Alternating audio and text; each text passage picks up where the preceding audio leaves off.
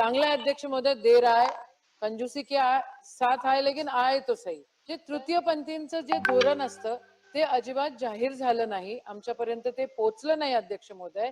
आणि आपण लाडकी बहीण योजना केली, पण मग तृतीयपंथांकडे कोण लक्ष देईल अध्यक्ष महोदय? त्यांच्याकडे लक्ष देण्याची गरज आहे। अध्यक्ष महोदय, एक अतिशय महत्त्वाच्या विषयावर मी इथे बोलते।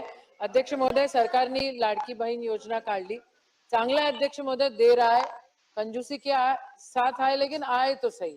तर पण त्याच्यासोबत अध्यक्ष महोदय आपण एकीकडे लाडकी बहीण म्हणतो, दुसरीकडे अध्यक्ष महोदय ज्या बहिणी आपल्या उमेदच्या त्या बसलेल्या आहेत त्यांच्याकडे दुर्लक्ष होत आहे।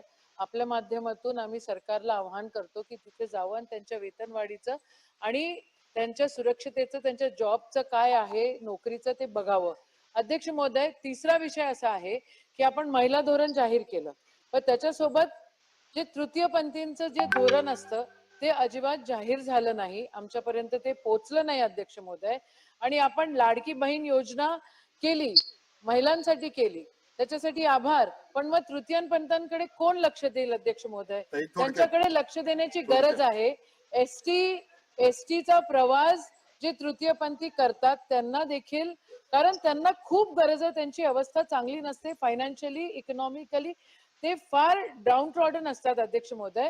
तर तृतीयपंथीयांसाठी आपण काय करणार आहात आणि केलं पाहिजे, माझी आपल्याला विनंती आहे की आपण अध्यक्ष महोदय निर्देश द्यावे सरकारला की तृतीयपंथीयांना सुद्धा लाडकी बहीणची योजना लागू होईल। अध्यक्ष महोदय, एकच महत्त्वाचा, एकच मिनिटाचा विषय आहे। पीएम मोदी आवास योजनेमध्ये ओबीसी साठी आपण घरकुलं देतो, पण ते घरकुलं देण्यात येत नाही। एक टप्पा दिलेला आहे, 2 टप्पा, पण बाकी त्या गोष्टी अजिबात होत नाही आहे। त्याच्यावर कारवाई झाली पाहिजे आणि ओबीसीच्या घरकुलांवर मोदी आवास योजनेवर लक्ष केंद्रित केलं गेलं पाहिजे। धन्यवाद।